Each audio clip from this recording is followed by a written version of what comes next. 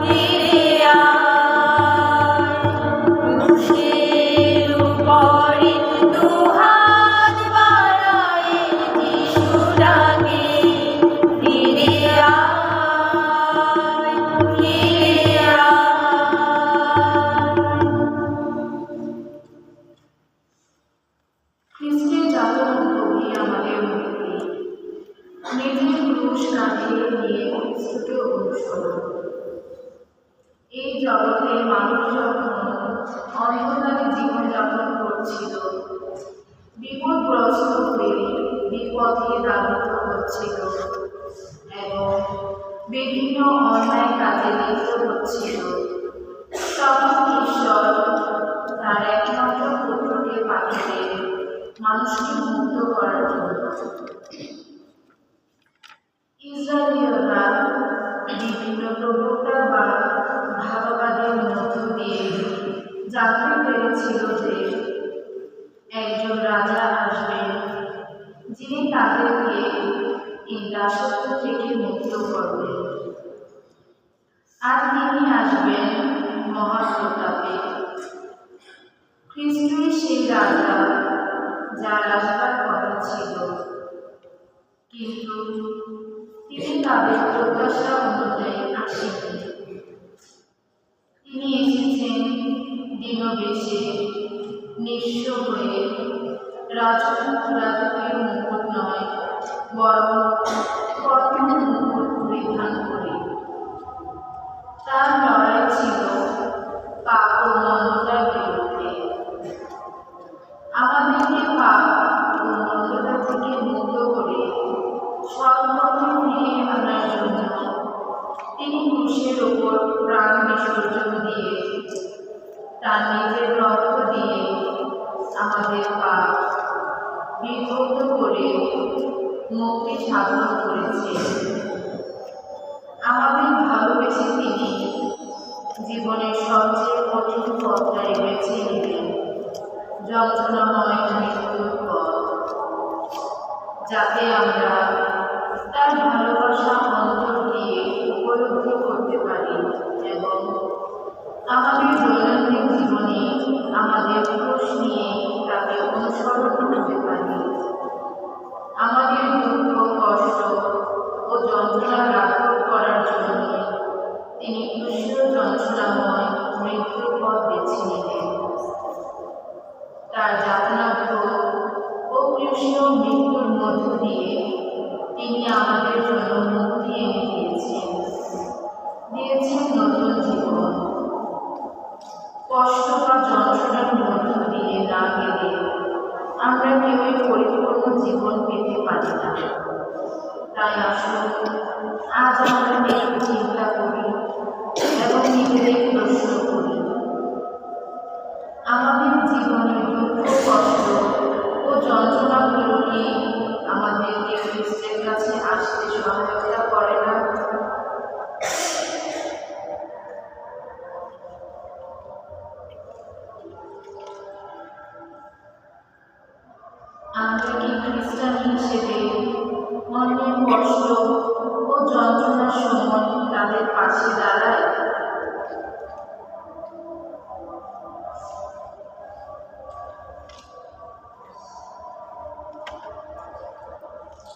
গান সংখ্যা 1263।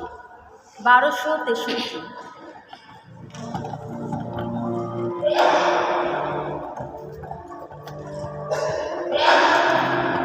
ক্রুশের চিহ্নে আমি হয়েছি চিহ্নিত, ক্রুশের চিহ্নে আমি হয়েছি চিহ্নিত, যে ক্রুশেতে প্রভু যিশু হলেন সমর্পিত, ক্রুশের চিহ্নে আমি হয়েছি চিহ্নিত।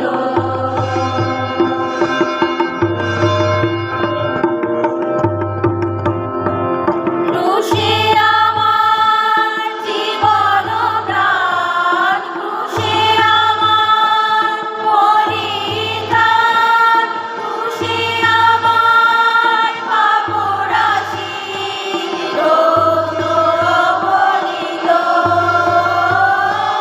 ক্রুশে আমার জীবন প্রাণ, ক্রুশে আমার পরিত্রাণ, ক্রুশে আমার পাপ রাশি রক্ত অবনীত,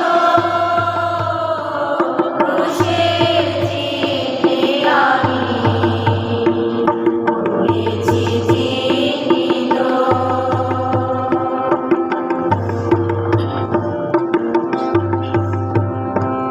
ক্রুশের পরশে আমার বেদনা ফুল হয়ে ফুটে ওঠে, পিতার চরণে রহে নিবেদিত বিনীত করপুটে,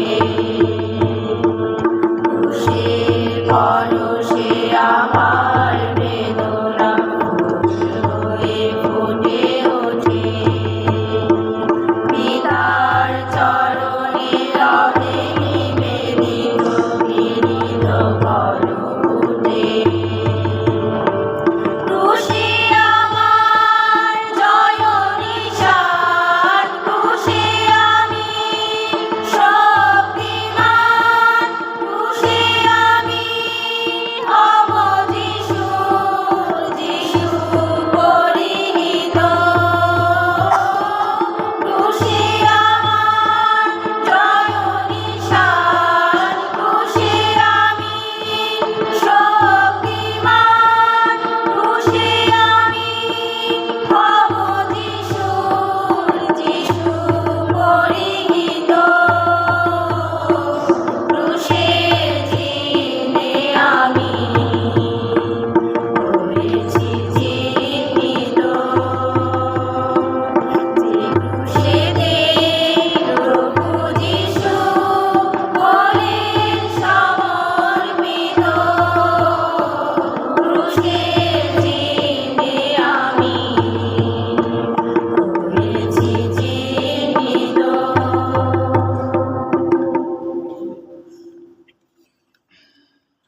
প্রারম্ভিক প্রার্থনা। হে প্রভু, জীবনের সমস্যার সমাধান পথ অতিক্রম করতে আমাদেরকে অনেক দুঃখ কষ্ট ও যন্ত্রণা সহ্য করতে হয়। প্রার্থনা করি আমরা যেন কখনো দুঃখ কষ্ট থেকে পিছিয়ে না যাই, বরং তোমার যাতনাময় মৃত্যুর কথা স্মরণ করি আমরা যেন সামনের দিকে এগিয়ে চলার অনুপ্রেরিত হয়। এই প্রার্থনা করি পবিত্র আত্মার সংযোগে ও তোমার সমৃদ্ধ যুগযুগ ধরে জীবনময় ও সর্বনিয়তা এক ঈশ্বর আমাদের সেই যীশু খ্রিস্টের নামে আমেন। প্রভু যীশু, তোমার জাগ্রত ও মৃত্যু আমাদের মুক্তি দিয়েছি নতুন জীবন।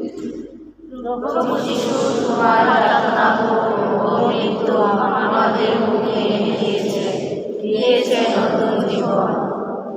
তুমি তো আমায় জানো, প্রভু ভগবান, তো এই জিনিস তুমি আমার কখন যে খুশি সবই জানা করে আমার মনের কথাগুলো থেকে বুঝে ফেলি কখন যদি আমি কখন যে শুনি সবই তো লক্ষ্য করো তুমি বুঝতেই পারো আমার স্বপ্ন পুষ্ট প্রান্তে কোনো কথা আসার আগে সবই জানতে পারো ভগবান তুমি তো আমার ঘিরে রাখো সামনে পিছনে চালিয়ে বাক্য বেশি দিয়ে আমায় আঁকড়ে রাখো তোমার এই অনুভূতি কত অপূর্ব তা আমার বুদ্ধির তা এতই উচ্চ স্তরে আমি তার নাম পাই তোমাকে এড়িয়ে দিয়ে কোথাও কি যেতে পারি আমি তোমার সামনে থেকে কোথাও পালাতে পারি আমি স্বর্গলোকে উঠে যাই সেখানেও রয়েছে যে তুমি অধলোকে নেমে যাই সেখানেও সামনে যে তুমি যদি উড়ে চলে যাই দেশের দিগান্ত সীমায় যদি আমি বাঁচি পারি পশ্চিম সাগর ছেড়ে দূর সেখানেও তোমার আমাকে দেখিয়ে দেবে পথ আমায় রাখবে ধরে তোমার ওই ডানা তোমার যাতনা ও মৃত্যু আমাদের মুখে দিয়েছে নতুন জীবন।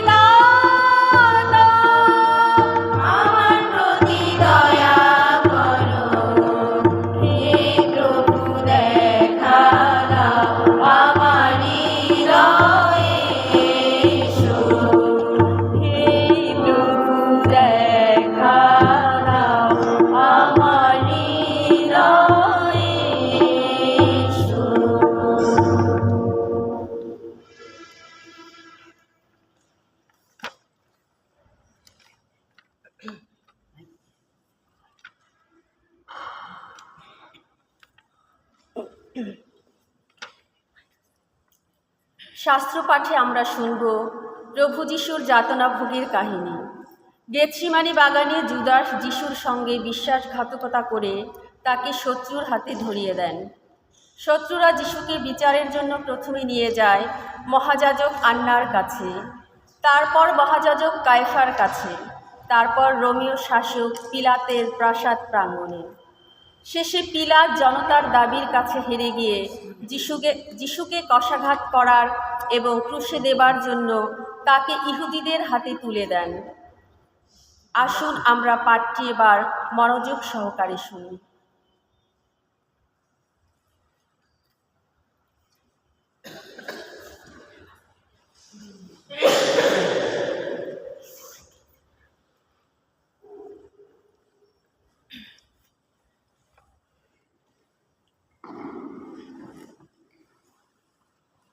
গ্রেপ্তারকারীদের হাতে প্রভু যিশুর আত্মসমর্পণ। এইসব কথা বলার পর যিশু তার শিষ্যদের সঙ্গে সেখান থেকে বেরিয়ে এসে কিদ্রন গিরিখাতে ওপারে গেলেন।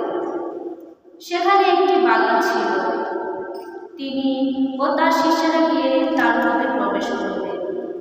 জায়গাটি সেই বিশ্বাসঘাতক জুদারও পরিচিত ছিল, কারণ যিশু তার শিষ্যদের সঙ্গে বহুবার সেখানে মিলিত হয়েছিলেন। তাই জুদা সৈন্যদল এবং প্রধান যাজকদের ও ফরিসীদের পাঠানো প্রহরীদের সঙ্গে করে সেখানে এলেন।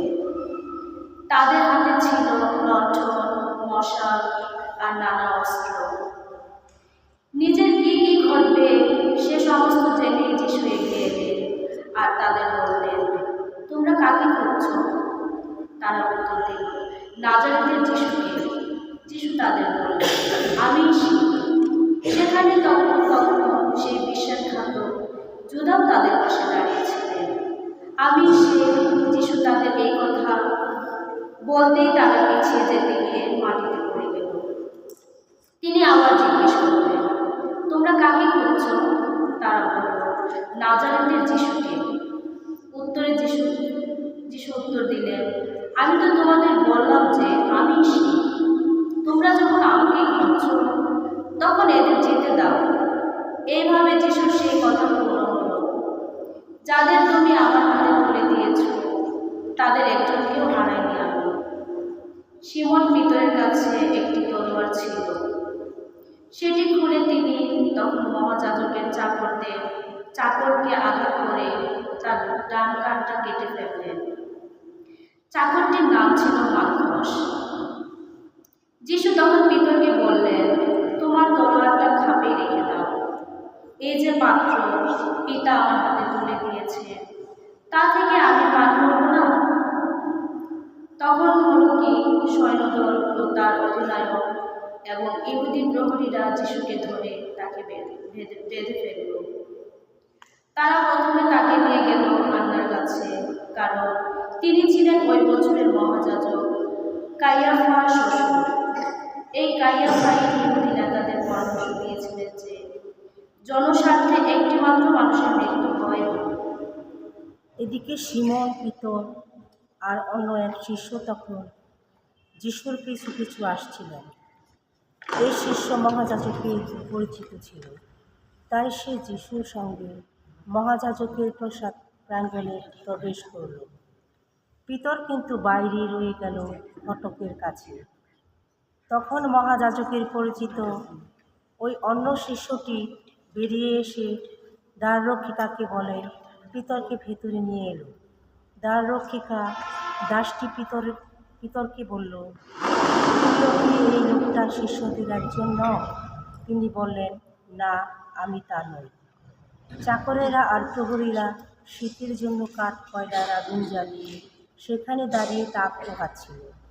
পিতর তাদের সঙ্গে দাঁড়িয়ে আগুন পোহাতে লাগলেন। মহাযাজক যিশুকে তার শিষ্যদের বিষয়ে এবং তার ধর্মশিক্ষার বিষয়ে নানা প্রশ্ন করতে লাগলেন। যিশু উত্তর দিলেন, আমি জগতে সবার কাছে প্রকাশ্যেই কথা বলেছি, সর্বদা শিক্ষা দিয়েছি সমাজগৃহে আর মন্দিরে। সমস্ত ইহুদি যেখানে